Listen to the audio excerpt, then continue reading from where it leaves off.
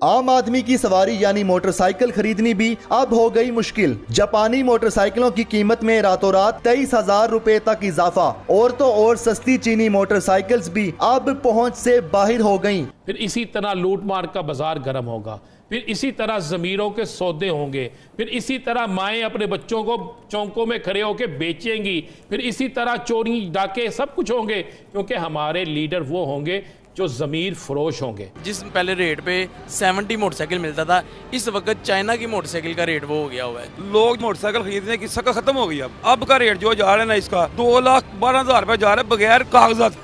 बिजली तो आती ही नहीं भाई, रोने के लिए हम रह गए हैं। हुकूमत इसके बारे में कोई एक्शन नहीं ले रही। वो तो एसीओ में बैठे हुए हैं, उनको क्या ख्याल आना है गरीब का ही ख्याल आना है। तो सोना भी बहुत मुश्किल होता है और सुबह टाइम पे वर्किंग पे आना होता है, तो बहुत मुश्किलात का सामना है। पाकिस्तानियों के पास में अब गाड़ी से चलने का भी पैसा नहीं है, गाड़ी पेट्रोल डलाने का भी पैसा नहीं है, और गाड़ी खरीदने का तो बिल्कुल भूल ही जाओ। जिस तरीके से आप देखो डॉलर जो है मजबूत होता चला जा रहा है, पाकिस्तानी रुपया तेजी से गिरता चला जा रहा है। अब आप देखो पिछले, अगर हम खाली कंपेयर करें पिछले एक साल में, हिंदुस्तानी रुपया लगभग हम देखें तो 73 से 78 ऑलमोस्ट पहुंचा 5 रुपये। और इनका कितना था? इनका लगभग 160 से 203, 43। मतलब अब डिफरेंस देखो, यही डिफरेंस बताता है कि कितनी तेज़ी से इनकी अर्थव्यवस्था गड्ढे में चली जा रही है। दूसरी तरफ जो है पाकिस्तान में हर तरफ, हर शहर में आजकल गधा गाड़ियाँ ज़्यादा से ज़्यादा देखी जा रही हैं। पूरी चीज़ क्या है, पहले उधर हम चलते हैं। मुल्क भर में बिजली बहरान ने अवाम की ज़िंदगी अजीरन कर दी। मुख्तलिफ शहरों में बिजली की तवील बंदिश का सिलसिला जारी। कराची में लोड शेडिंग का दौरानिया 18 घंटे तक जा पहुंचा। कारोबार ठप। शदीद गर्मी में पंजाब में भी बिजली की एलानिया गैर एलानिया लोड शेडिंग से अवाम का जीना महाल। हुकूमत की नाक़िस मुआशी पॉलिसीज मुल्क की मईशत पर भारी। डॉलर एक बार फिर डबल सेंचुरी क्रॉस कर गया। इंटरबैंक में 2 रुपए 14 पैसे महंगा होकर 200 रुपए 6 पैसे पर बंद हुआ। ओपन मार्केट में भी डॉलर 2.5 रुपए महंगा 201 रुपए पर पहुंच गया। महंगाई ने अवाम का भुरकस निकाल दिया। पाकिस्तान मौशी बहरान से निकल आया है, मिफ्ता इस्माइल का दावा। ये अजीबो गरीब किस्म की स्टोरी देखी जिसने हमें रुकने में मजबूर कर दिया। अब हम जानना चाहते हैं सब क्या है और ये सब क्यों हो रहा है। आइए इनसे मिलते हैं जी। अस्सलाम वालेकुम। वालेकुम सलाम। की ना है थोड़ा भाई? अदनान। अच्छा अदनान भाई, ये की सारा सिस्टम है, तुसी की रेडी की बनाई हुई है? की कर भाई रिक्शा चलाते सा चीची, पेट्रोल महंगा, सवारी बहती है, किराया घट देंदी है, इस तरह रेडी तैयार की है। सवारी का 20 रुपये किराया, जिथे कहेगा उन्होंने उत्थे छड्ड आईदा। अच्छा, मोटरसाइकिल की कीमतों में भी बेतहाशा इजाफा हो चुका है। इस वक्त हम लाहौर में मैकलोड रोड पे मोटरसाइकिलों की एक बड़ी मार्केट है, वहाँ मौजूद हैं। डीलर से जानते हैं कि मोटरसाइकिलों की कीमतों में कितना इजाफा हुआ है। डॉलर की कीमत बढ़ती जा रही है, रुपए की कदर कम होती जा रही है, तो इसका मोटर बाइक की कीमतों पे कितना असर पड़ रहा है?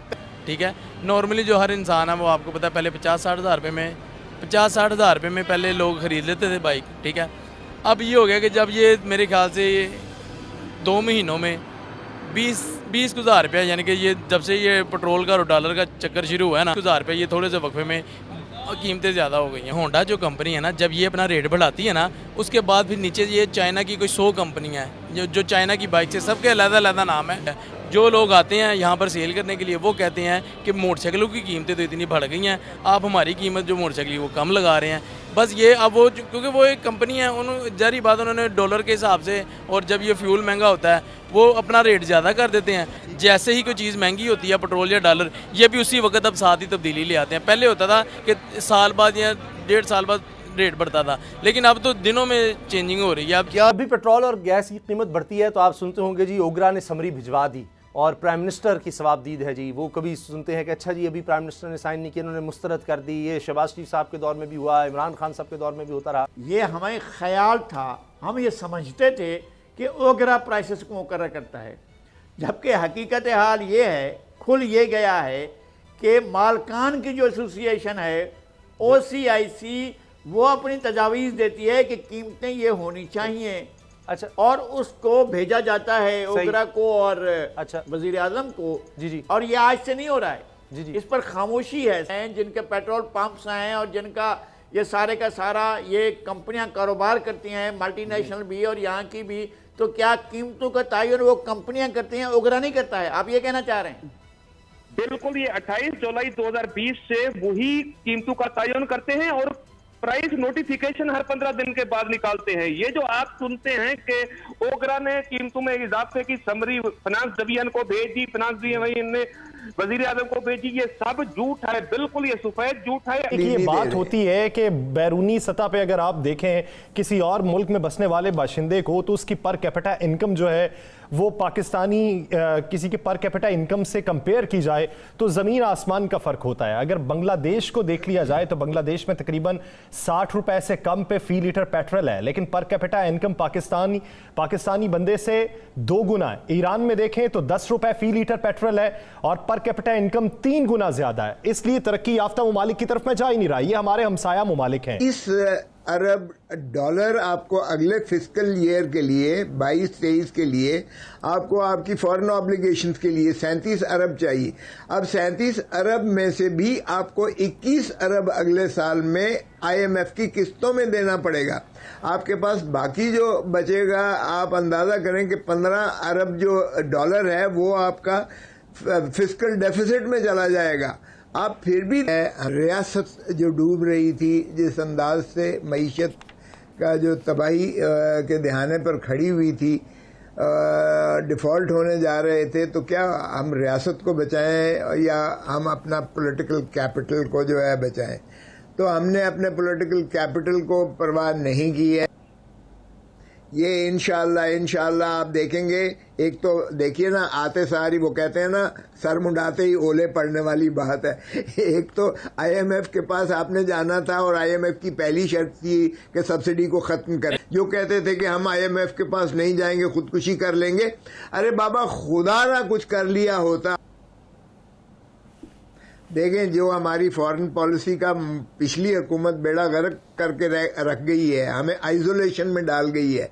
अब हम उसको जो है मोहतरम हमारे चेयरमैन बिलावल भुट्टो जरदारी साहब इसीलिए कलेक्टिविज्म में जा रहे हैं, ग्लोबलाइजेशन में। अब हमारी फॉरेन पॉलिसी बदकिस्मती से देखिएगा, ना हमारा सऊदी अरब से ताल्लुकात को उन्होंने ठीक रखने दिया, ना हमारा UAE से रखने दिया, ना चाइना से रखने दिया, ना अमेरिका से रखने दिया।